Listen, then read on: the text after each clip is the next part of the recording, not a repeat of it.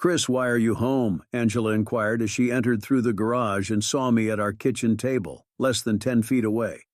Her body partially blocked a tall, younger man following her into our home.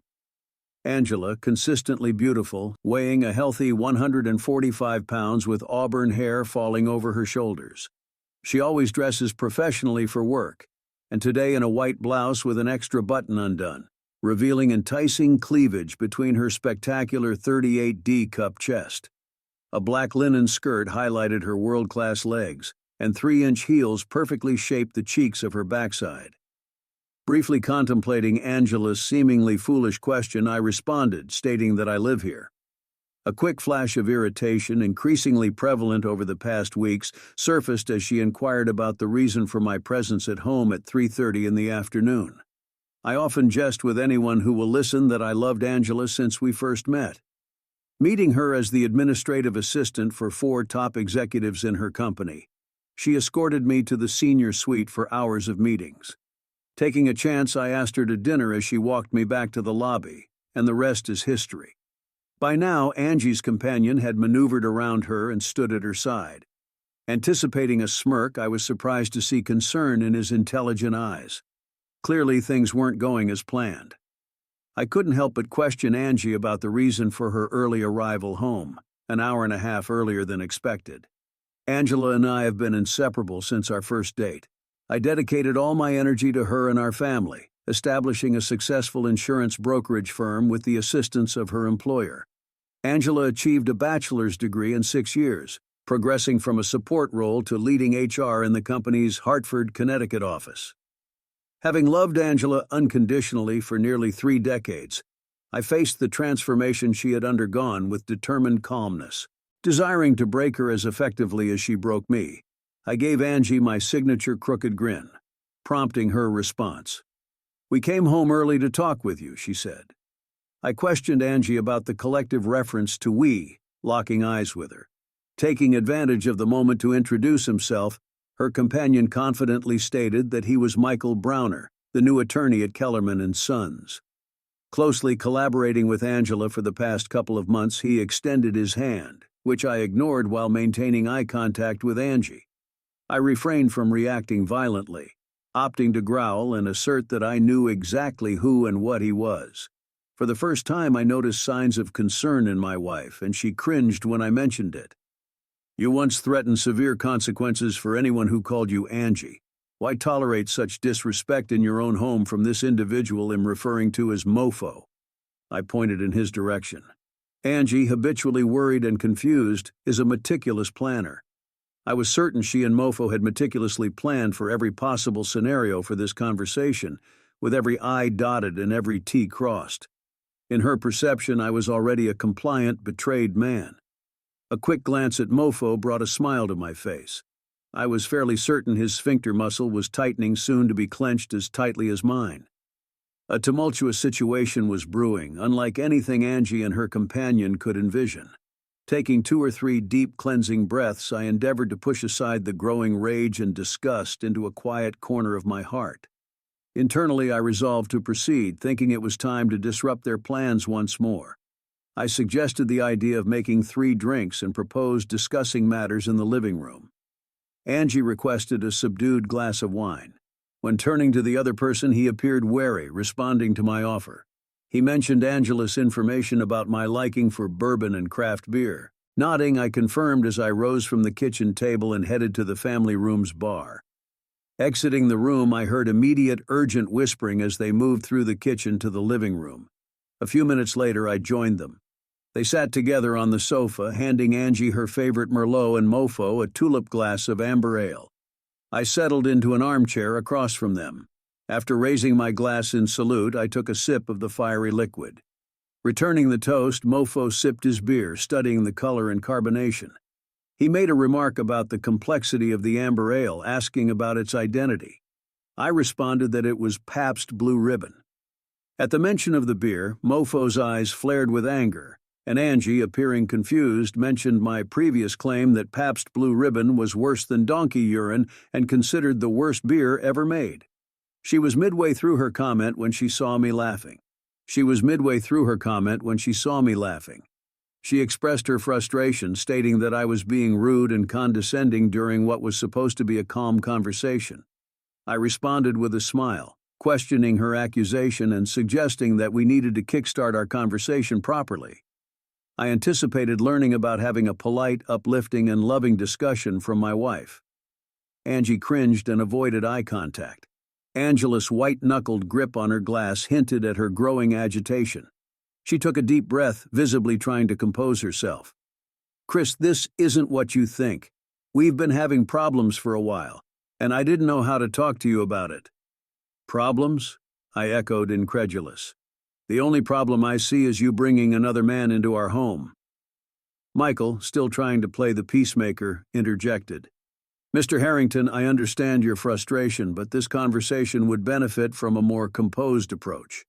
We need to address the underlying issues here." I leaned back, crossing my arms.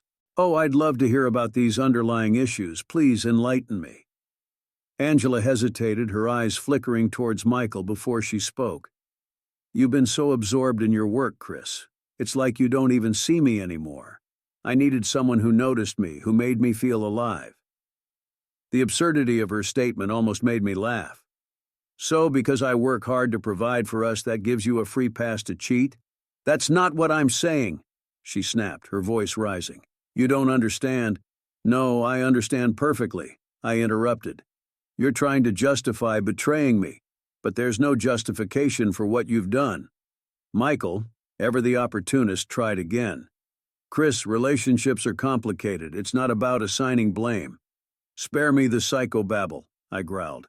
"Angela and I have been together for almost 30 years. We've had our ups and downs, sure, but I never once thought about stepping out on her." Angela's eyes flashed with anger. "Maybe you should have. Maybe then you'd understand how I feel." There it was, the real Angela, no longer hiding behind pretense. "I understand how you feel just fine. You're selfish, Angela. You want everything, security, admiration, excitement, without any of the responsibility." "That's not fair," she whispered, tears forming in her eyes. "I did everything I could to keep us together." "By lying and sneaking around with this guy?"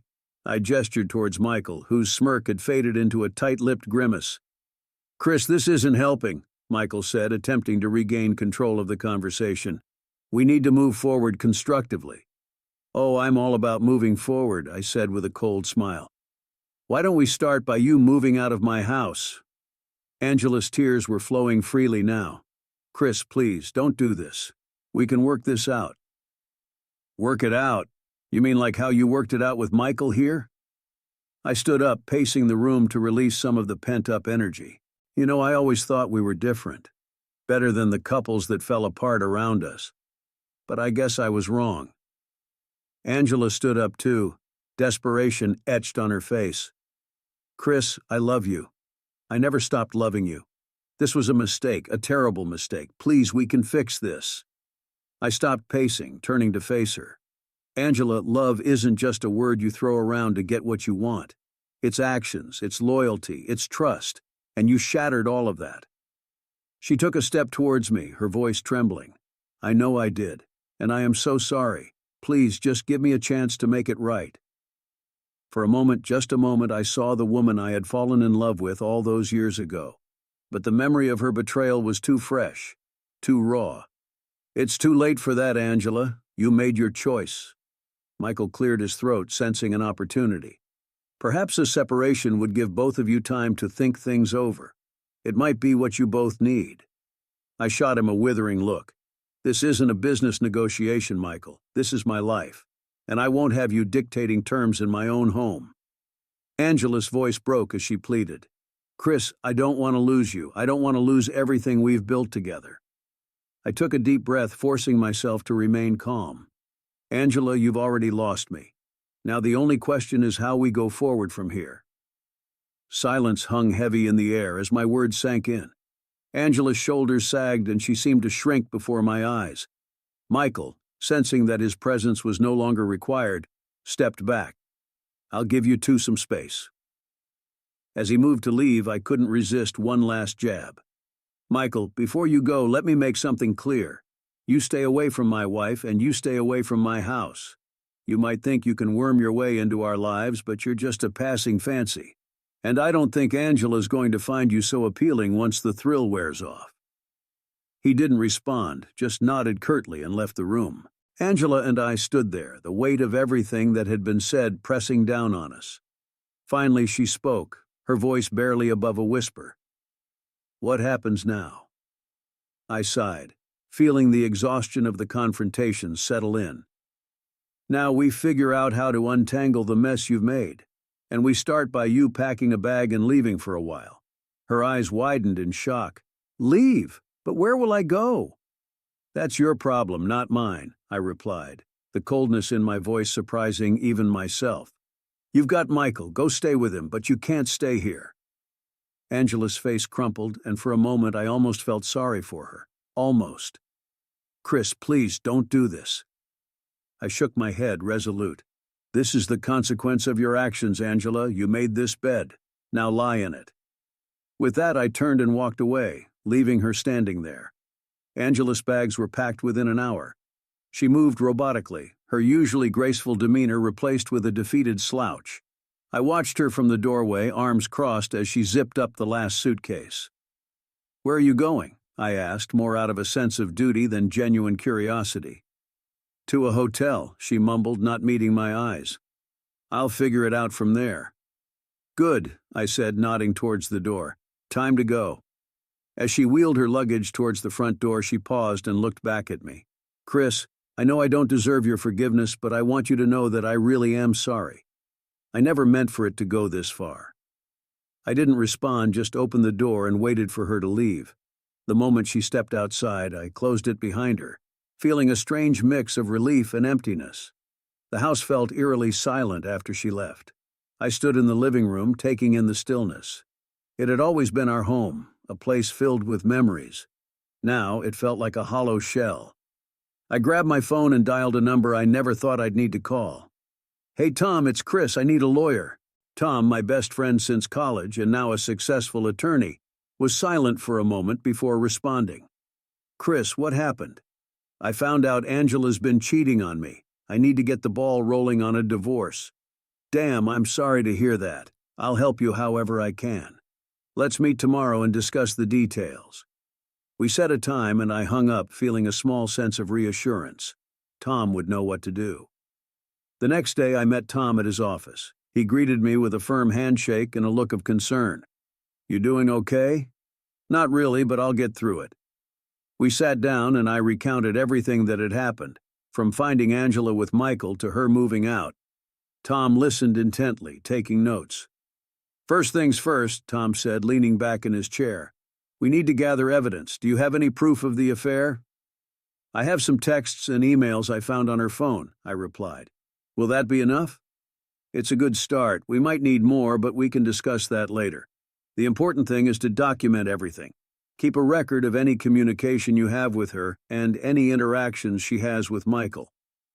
Tom's practical approach was comforting. We spent the next few hours discussing the legal process, what to expect, and how to protect myself financially. By the time I left his office, I felt more prepared for the battle ahead. That evening, as I sat alone in the house, my thoughts drifted back to the past.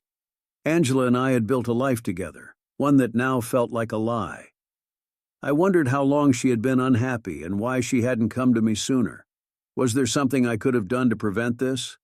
My phone buzzed, interrupting my thoughts. It was a text from Angela. "Can we talk, please?" I stared at the message for a while, unsure how to respond. Finally, I typed back, "What do you want to talk about?" A few moments later, she replied, "I need to explain. Can you meet me at the café tomorrow morning?" Against my better judgment, I agreed. I needed to hear her side, even if just to close this chapter for good. The next morning, I arrived at the café and found Angela sitting at a corner table, looking exhausted and nervous. I took a seat opposite her, waiting for her to speak. "Chris, I know I hurt you and I know I can't fix that," she began, her voice trembling. "But I need you to understand why it happened." "All right," I said, folding my arms. "Explain." Angela took a deep breath, tears welling up in her eyes. "I felt invisible, Chris. You were always working, always busy. I felt like a ghost in our own home." So you decided to find someone else? I snapped, unable to hide my anger. It wasn't like that, she said, shaking her head. Michael was there and he noticed me. He listened when I needed to talk. It started as just friendship, but then you betrayed me, I finished for her. Angela nodded, tears streaming down her face. I know, and I'm so sorry. I never wanted to hurt you, but I didn't know how to stop. I leaned back, trying to process her words. So what now? What do you want from me? I want a chance to make things right, she pleaded. I want us to go to counseling to try and fix what's broken. Angela, it's too late for that. You've shattered my trust. She didn't have an answer, just sat there sobbing. Finally, I stood up. I'm sorry, Angela, but goodbye. Over the next few days, I threw myself into work, trying to keep my mind off the chaos that had become my personal life. But every time I returned home to the empty house, the memories of Angela and our life together haunted me. I decided to take Tom's advice and start documenting everything, ensuring I had a solid case when it came time for the divorce proceedings. One evening, as I was sifting through old photos and messages, my phone buzzed with a call from an unknown number. Reluctantly, I answered. Chris, it's Michael. My grip tightened on the phone. What do you want? I need to talk to you. Can we meet somewhere? What could you possibly have to say to me? I spat, anger boiling over. Please, just hear me out. I'll be at the park near your office tomorrow at noon. Just give me 10 minutes. I considered hanging up, but decided it might be worth hearing what he had to say. Fine, 10 minutes. The next day, I arrived at the park and found Michael waiting on a bench. He stood up as I approached, looking uncharacteristically nervous. Chris, thank you for meeting me, he began. Get to the point, I said, crossing my arms. He took a deep breath. I want to apologize. I know that probably doesn't mean much to you, but I'm truly sorry for what happened. I never intended to come between you and Angela. You didn't just come between us, Michael. You destroyed my marriage. What do you expect me to do with your apology? He nodded, accepting my anger. I know I can't undo the damage I've caused, but I wanted to let you know that I've ended things with Angela. I realized that what we were doing was wrong, and it was never going to lead to anything good. Why now? I asked, skeptical. Because I saw what it was doing to her, and to you. Angela is a mess, Chris. She's not thinking clearly, and I've only made things worse. I stared at him, trying to gauge his sincerity. So what are you going to do? I'm leaving town, he said quietly. I've taken a job in another city. I thought it was the best way to give both of you some space to figure things out. Part of me wanted to punch him, to make him feel the physical pain he had caused me emotionally. But another part, a calmer part, realized that his departure might actually be a blessing. Fine, I said finally. Just stay away from us. Michael nodded and left, his figure disappearing down the path. I sat on the bench for a while, letting the anger and frustration ebb away. His leaving wouldn't fix everything, but it was a start. Back at the office, I buried myself in work, finding solace in the familiar routine. A week later, Tom called with news. Chris, we need to talk. I found something you might want to see. I met Tom at his office, where he laid out a series of documents on the table. What is this? These are financial records from Angela's accounts. It looks like she's been siphoning money into a private account for months, maybe even years. I felt a wave of betrayal wash over me. How much are we talking? Quite a bit. Enough that it could impact the divorce settlement significantly. So she's been planning this for a while, I said, more to myself than to Tom. It seems that way. But this gives us leverage. We can use this to ensure you get a fair settlement. That evening I called Angela. We need to talk. Now. She sounded weary. Chris, I don't think... Now, Angela, meet me at the house. When she arrived, I laid the documents out on the kitchen table. Care to explain this? Her face went pale. Where did you get those? Does it matter? You've been planning this for a long time, haven't you? Moving money into a private account, preparing to leave me. Chris, it's not what you think, she stammered. Then what is it, Angela? Tears welled up in her eyes, but I wasn't moved. I didn't want to leave you with nothing. I was just trying to protect myself in case things went south. In case things went south? I repeated, incredulous.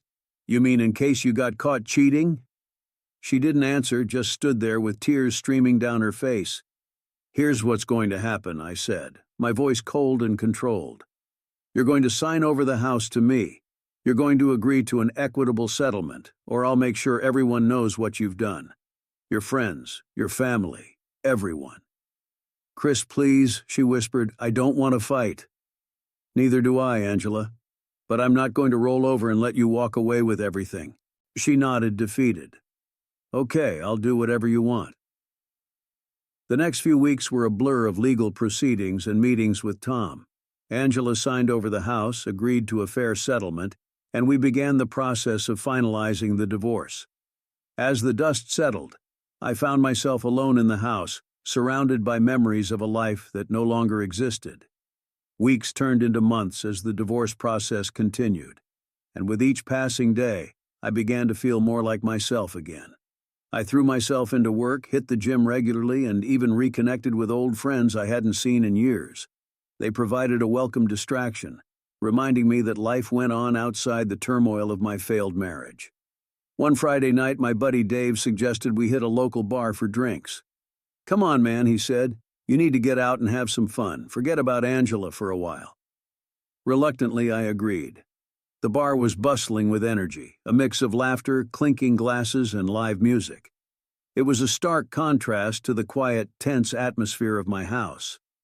Dave ordered us a couple of beers, and we settled into a booth near the stage. So how are you really holding up? Dave asked, his concern evident. I'm managing, I replied. It's been rough, but I'm starting to see the light at the end of the tunnel. Good to hear. You deserve better, Chris. Angela never appreciated you. I nodded, taking a sip of my beer. Yeah, well, it's over now. Time to move on. Just as I said that, the band started playing a familiar tune, and the crowd erupted in cheers. A woman's laughter caught my attention, and I turned to see a group of women at a nearby table. One of them, a tall brunette with striking blue eyes, glanced my way and smiled. I smiled back, feeling a flutter of excitement I hadn't felt in a long time. Dave noticed and nudged me. Hey, looks like someone's interested. Maybe, I said, trying to play it cool. As the night wore on, I found myself glancing at her table more and more. Eventually, she caught my eye again and made her way over to our booth.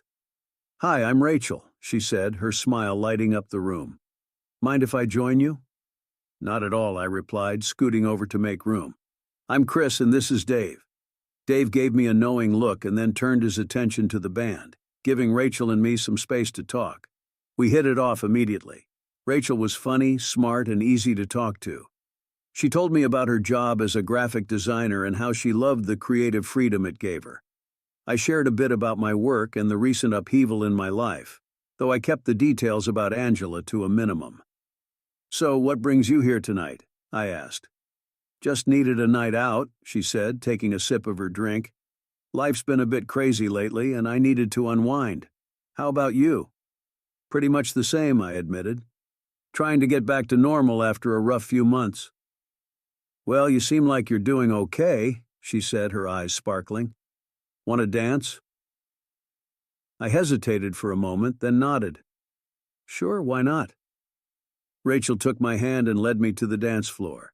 The band was playing a lively tune, and we fell into the rhythm easily. For the first time in months, I felt genuinely happy, losing myself in the music and the moment. Rachel's laughter was infectious, and I found myself laughing along with her, the weight of my recent troubles lifting with each step. After a few songs, we returned to the booth, slightly out of breath but exhilarated. Dave grinned at me, clearly pleased to see me having a good time. As the night came to a close, Rachel and I exchanged numbers. I'd love to see you again, she said, her smile hopeful. Me too, I replied. How about dinner sometime? Sounds perfect, she said. Call me. Over the next few weeks, Rachel and I went on several dates. Each one was better than the last, and I found myself looking forward to our time together more and more. She was a breath of fresh air, a stark contrast to the drama and deceit I had dealt with for so long. One evening, we took a walk through the park, enjoying the cool night air. Rachel slipped her hand into mine, and I felt a warmth spread through me. You know, I'm really glad I met you. she said, leaning her head on my shoulder. Me too, I replied, squeezing her hand. You've made these past few weeks a lot better. I'm happy to hear that, she said, looking up at me. I really like you, Chris. I like you too, Rachel. A lot. We stopped walking and she turned to face me, her eyes searching mine. Do you think we have a future together? I took a deep breath, considering her question. I think we do. I want to take things slow.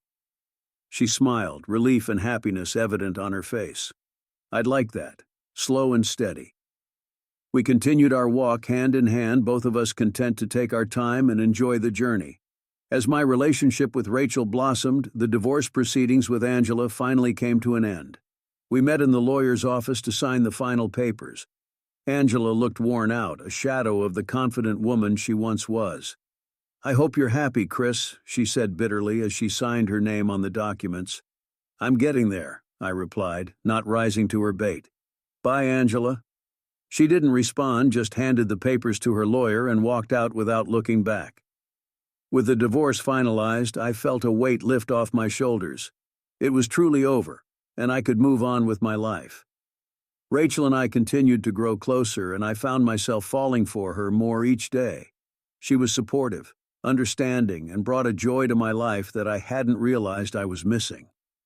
One evening, as we sat on my porch watching the sunset, Rachel turned to me with a thoughtful expression. Chris, there's something I've been meaning to ask you. What's that? I asked, curious. Do you ever think about starting over, like really starting over somewhere new? I considered her question. I've thought about it. Why do you ask? Well, she said, hesitating slightly. I've been offered a job in Seattle.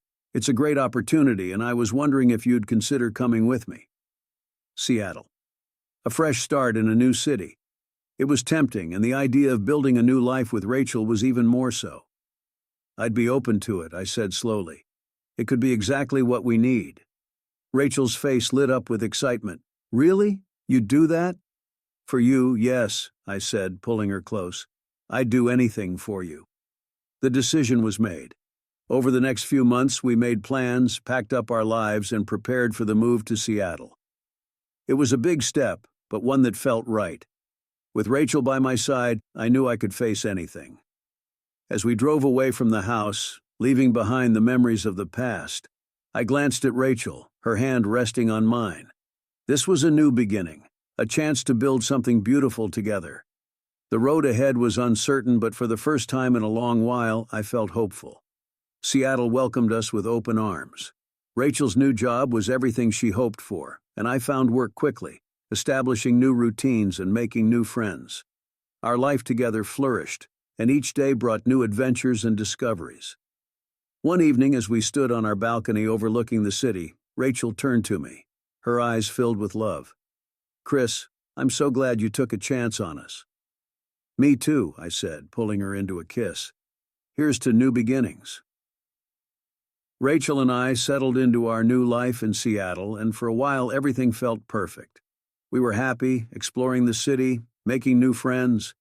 But then one afternoon, as I was leaving work, I noticed a familiar face standing by my car. It was Angela. What are you doing here? I asked, a mix of confusion and anger flooding through me. I needed to see you, she said, her eyes pleading. Please, just hear me out. Against my better judgment, I agreed to meet her at a nearby café. Once we were seated, she began to speak. Chris, I've made a lot of mistakes, and I know I don't deserve your forgiveness. But I had to tell you something. It's important. I leaned back, wary. What is it? Did you come all the way here just to talk to me? Angela took a deep breath. I'm pregnant. The words hit me like a punch to the gut. What? How? It's yours, Chris, she said, tears welling up in her eyes. It happened before everything fell apart. I didn't realize until after we separated. My mind raced, struggling to process the information. Are you sure? Yes, she whispered. I've already had the test done, there's no doubt. I sat there, stunned. Just when I thought I had left the past behind, it came crashing back in the most unexpected way. What do you want from me, Angela? I don't know, she admitted. I just thought you deserved to know. I'm not asking for anything, but I didn't want to keep this from you."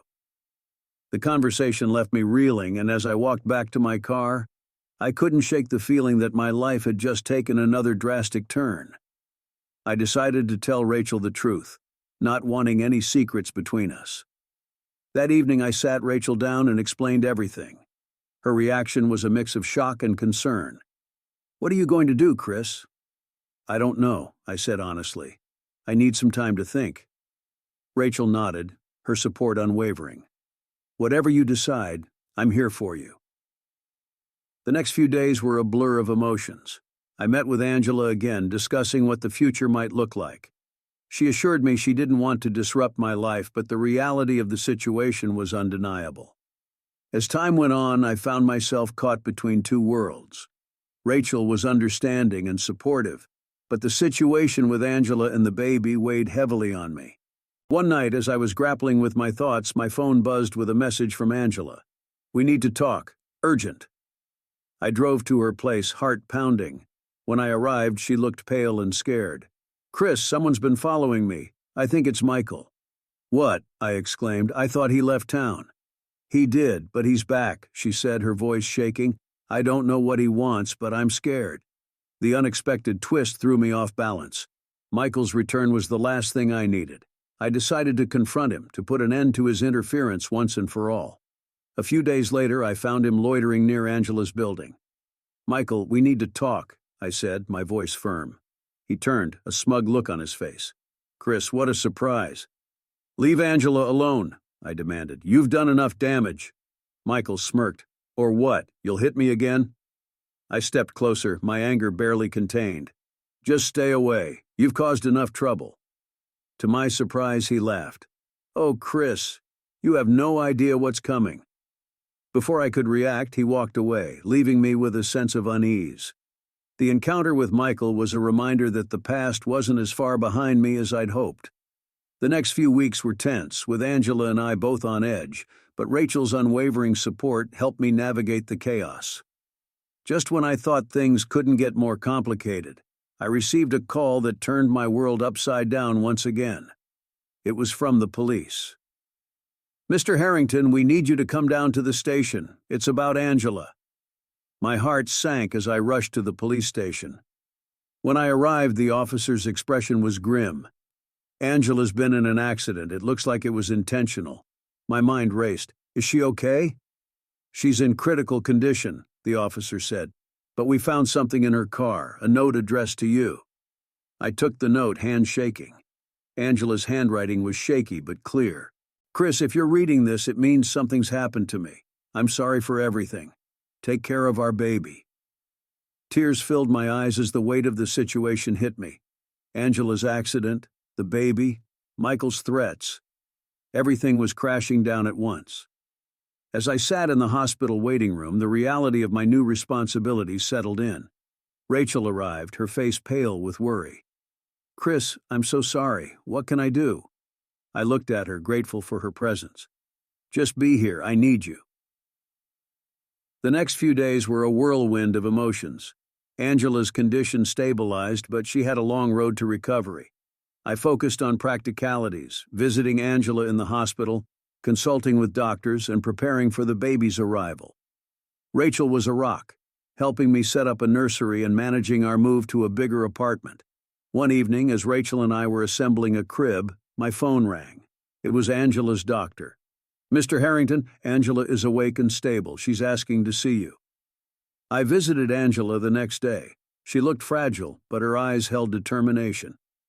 "Chris, thank you for being here," she said softly. "I need to know our baby will be safe." "I'll take care of everything," I promised. "You just focus on getting better." Days turned into weeks. Angela's recovery was slow but steady. One afternoon, as I was leaving the hospital, I spotted Michael in the parking lot. He was leaning against his car, watching me. "What do you want?" I demanded. Michael smirked. "Just keeping an eye on things. I can't do it." "You stay away from Angela and the baby," I warned. "Relax, Chris. I'm not here to cause trouble," he said, but his tone suggested otherwise. Back at home, Rachel and I continued preparing for the baby. Besides, we installed cameras and changed locks, taking every precaution to ensure our safety. The tension was palpable, but we carried on, determined to build a safe environment for the baby. Angela's condition improved enough for her to be discharged. We arranged for home care, ensuring she had support as she continued her recovery. One evening, while visiting her, she handed me a letter. "I found this in my things. It's from Michael. Read it." I opened the letter, scanning the contents. Michael's words were chilling. He hinted at more trouble, more threats. I knew we couldn't ignore this any longer. I contacted Tom, my lawyer friend. "We need a restraining order against Michael," I explained. "He's a danger to Angela and the baby." Tom worked quickly, and within days we had the order in place. Michael was legally required to stay away, but I couldn't shake the feeling that he was still lurking, waiting for his chance. Angela went into labor one stormy night, and I rushed her to the hospital. Hours later, our son was born. The first weeks with the baby were a blur of sleepless nights and endless diapers, but Rachel and I were a team. Angela, though still recovering, was grateful for our support and the stability we provided. One night, as I was rocking the baby to sleep, my phone buzzed with a text from an unknown number. "You think a restraining order will stop me? Think again." It was Michael. The threat was real and immediate. I called the police, reporting the violation of the restraining order. They assured me they'd increase patrols around our neighborhood. Days later, Michael was arrested near our home. As the months passed, life began to settle into a new rhythm. The baby, whom we named Ethan, brought joy and a sense of purpose. But Rachel and I decided it was time to focus on something else to bring a sense of normalcy back into our lives. One weekend, Rachel suggested we take a trip. "Let's go camping," she said, her eyes lighting up with excitement. "Get away from everything for a while." It sounded perfect. We packed our gear and drove to a secluded spot in the mountains, far from the city and its complications. The fresh air and serene environment were a welcome change. Setting up camp, we fell into an easy rhythm, pitching the tent, gathering firewood, and preparing dinner over an open flame. As the sun set, we sat by the fire, sharing stories and laughing, the tension of the past year melting away. The next day, we hiked through the trails, marveling at the beauty of the forest. We stumbled upon a hidden waterfall, and without hesitation, we jumped into the cool, refreshing water. Once on a hike, Rachel suggested opening her own business. She believed in its success thanks to our analytical thinking. I supported this idea. The camping trip rejuvenated us. We returned home with a renewed sense of purpose. Rachel and I dived into planning our business, combining our skills and passions. It wasn't easy, but the excitement of creating something new kept us motivated. We decided to open a small café and art gallery. Rachel's eye for design transformed the space into a cozy, welcoming haven, while I handled the logistics and finances. As the months passed, life began to settle into a new rhythm. The baby, whom we named Ethan, brought joy and a sense of purpose. But Rachel and I decided it was time to focus on something else to bring a sense of normalcy back into our lives. One weekend, Rachel suggested we take a trip. "Let's go camping," she said, her eyes lighting up with excitement. "Get away from everything for a while." It sounded perfect. We packed our gear and drove to a secluded spot in the mountains, far from the city and its complications. The fresh air and serene environment were a welcome change. Setting up camp, we fell into an easy rhythm, pitching the tent, gathering firewood, and preparing dinner over an open flame.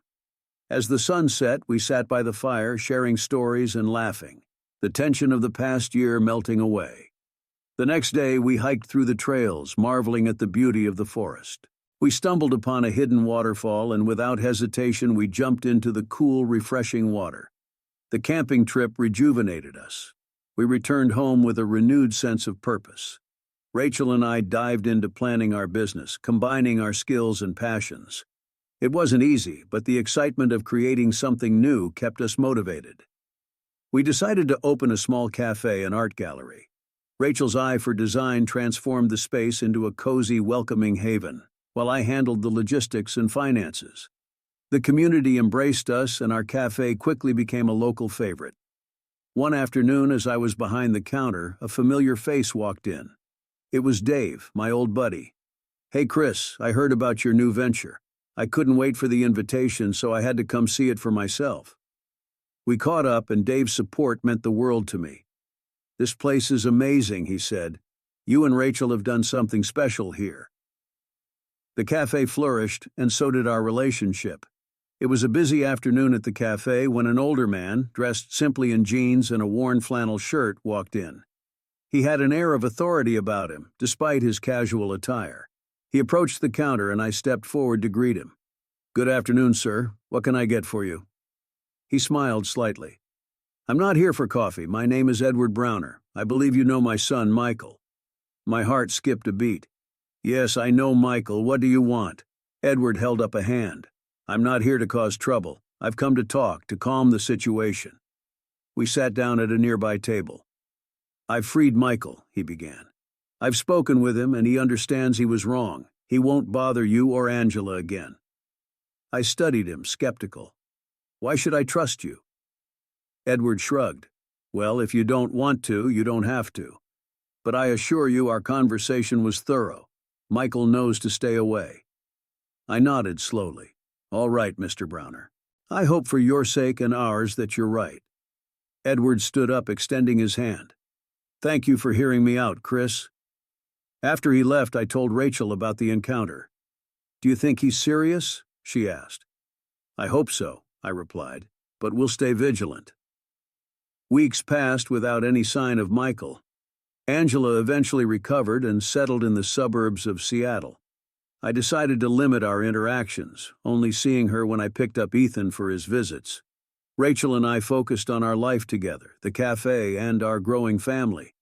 Angela seemed to find her footing, and the last thing I heard was that she had a new boyfriend. Life moved on, and the wounds of the past began to heal. I needed to continue to work on myself and on my relationship with Rachel, and of course, take care of the child. With these thoughts, I sat on the pier looking at the Elliott Bay.